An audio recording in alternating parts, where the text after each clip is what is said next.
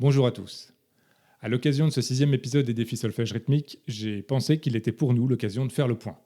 Ou plutôt, de faire une mise au point. Ouais, donc on y va. Un air, des musiques. Allez, bienvenue dans cet épisode. Alors j'espère que vous avez bien travaillé l'épisode précédent, notamment les exercices qui accompagnent le cours, la vidéo. Parce que vous en aurez besoin pour ce cours-ci, il est inutile de l'aborder si vous n'avez pas bien compris comment fonctionnaient les croches, qu'elles soient placées sur le temps, sur le contretemps, qu'elles soient suivies d'autres croches, suivies d'une noire, d'une blanche, etc. En effet, à partir de maintenant, on va aborder des choses un petit peu plus compliquées en rythme, et donc il vaut mieux être stable sur ses acquis. Alors si ce n'est pas le cas, je vous renvoie bien sûr aux vidéos précédentes. Alors allons-y pour un petit peu de théorie musicale. Le point, qu'est-ce que c'est? Alors c'est un symbole, bien sûr, qui, lorsqu'il accompagne un autre symbole, qui peut être une note ou alors un silence, et oui, eh bien il augmente la valeur de ce symbole de la moitié de sa durée. Voilà, vous savez tout. À bientôt pour une prochaine vidéo.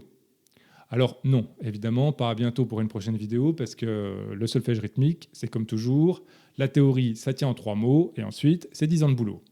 Alors commençons avec, par exemple, les blanches. Et oui, je sais, je vous ai indiqué sur la vignette qu'il s'agissait des noirs, mais on va faire avec le plus simple qu'on ait sous la main, c'est-à-dire les blanches. Parce que les blanches, ça tombe un peu plus juste que les noirs. Alors voyons ça tout de suite. Imaginons que nous prenions une blanche, dans une mesure à 4 temps, et qu'on la place sur le premier temps. On le sait, une blanche dure 2 temps. Elle va donc durer du temps 1 jusqu'à la fin du temps 2, et à partir du temps 3, comme vous le voyez sur ce dessin, on pourra mettre une noire, et puis une noire aussi, par exemple, pour finir la mesure et clôturer le temps 4. Bien.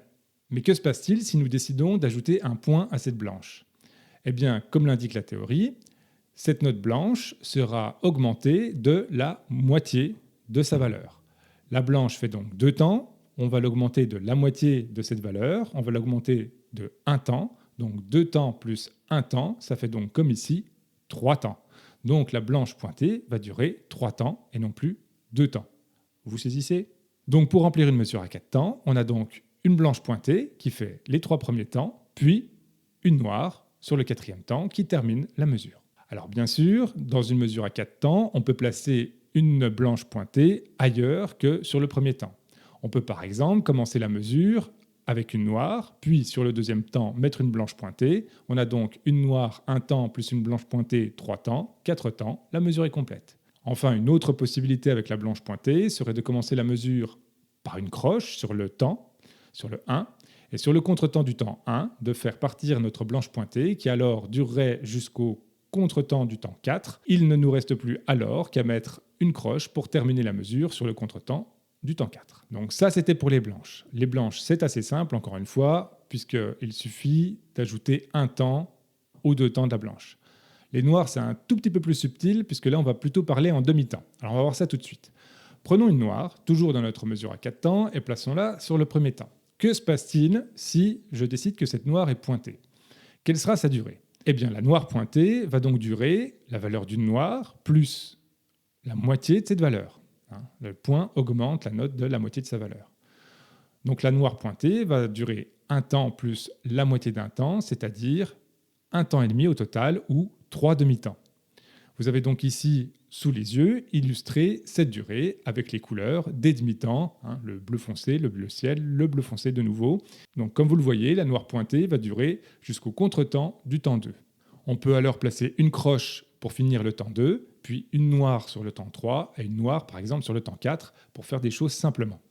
On peut bien sûr inverser, un petit peu comme au jeu de Bonneto, la position de la noire pointée et de la croche, en plaçant par exemple la croche sur le temps 1 et à partir du contretemps du temps 1, mettre la noire pointée.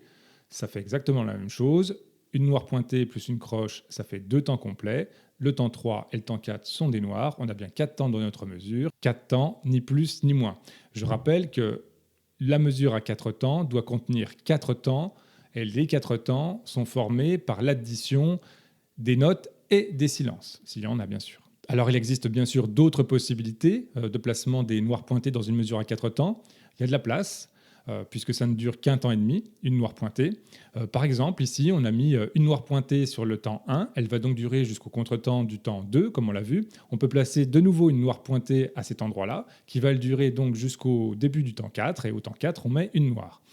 C'est le genre de rythme un petit peu décalé qu'on va beaucoup retrouver dans la feuille de cours que nous allons tout de suite examiner, avec notamment notre première portée. Alors bien sûr, on va commencer avec le plus simple, c'est-à-dire avec des blanches pointées. Alors métronome et on y va.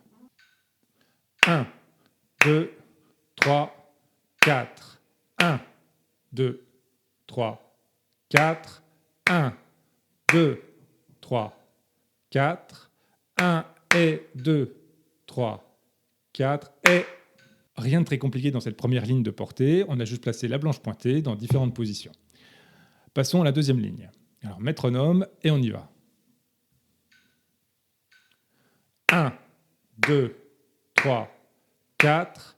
1, 2, 3, 4 et 1, 2, 3, 4. 1 et 2, 3, 4. Alors voilà, là encore, c'est pas compliqué, mais ça permet de se mettre dans le bain, de se familiariser avec la notation musicale de la note pointée. Pour l'instant, ça reste assez simple. On va passer maintenant aux portées avec des noires pointées. Alors pour simplifier les choses, je n'ai mis qu'une noire pointée par mesure pour l'instant. Alors métronome et on y va. 1, 2, 3, 4. 1, 2 et 3, 4. 1, 2, 3 et 4. 1, 2, 3, 4 et... Alors encore une fois, c'est pas si compliqué que ça, il suffit de prendre son temps, n'hésitez pas à refaire plusieurs fois une mesure si elle vous pose des difficultés. L'essentiel est de bien comprendre comment tout cela fonctionne et de ne pas se tromper au début en comprenant de travers le fonctionnement d'une noire pointée, d'une croche, etc. Alors métronome et on y va. 1, 2, 3, 4. 1, 2 et 3, 4 et 1. 2, 3 et 4. 1, 2, 3, 4. Alors sur cette portée, la première mesure et la quatrième mesure permettent de bien nous rendre compte de la différence qu'il y a entre des noirs, donc des notes placées sur le temps, qui sont bien posées, bien en appui sur le temps, sur le métronome, et des notes qui, elles, arrivent un petit peu en contretemps, comme ça, un petit peu en l'air, et qui viennent bousculer cette sensation de stabilité. Passons maintenant à la dernière portée de ce cours, qui a une particularité, on en parle juste après. 1, 2 et 3, 4. 1 et 2, 3, 4 et 1, 2, 3 et 4. 1, 2 et 3, 4. Alors vous l'avez entendu, la particularité de cette portée, c'est qu'il y a un rythme différent de celui du rythme imposé par le clic qui se dégage.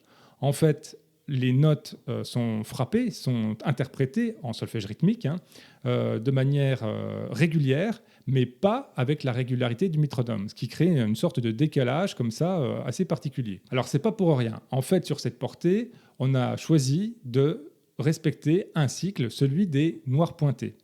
Si vous décidez de frapper dans vos mains tous les temps et demi, c'est-à-dire toutes les durées de noirs pointés, eh bien, vous allez entendre ce cycle. Alors évidemment, si vous le jouez sur un instrument comme une guitare ou un piano, par exemple, vous allez vous rendre compte que cette portée, telle qu'elle est écrite, ne respecte pas le cycle des noirs pointés, puisque toutes les notes ne durent pas un temps et demi.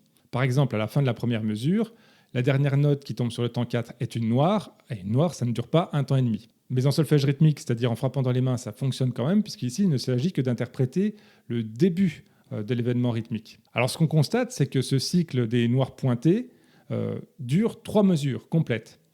La quatrième mesure de cette portée est en fait identique à la première, on a donc redémarré le cycle.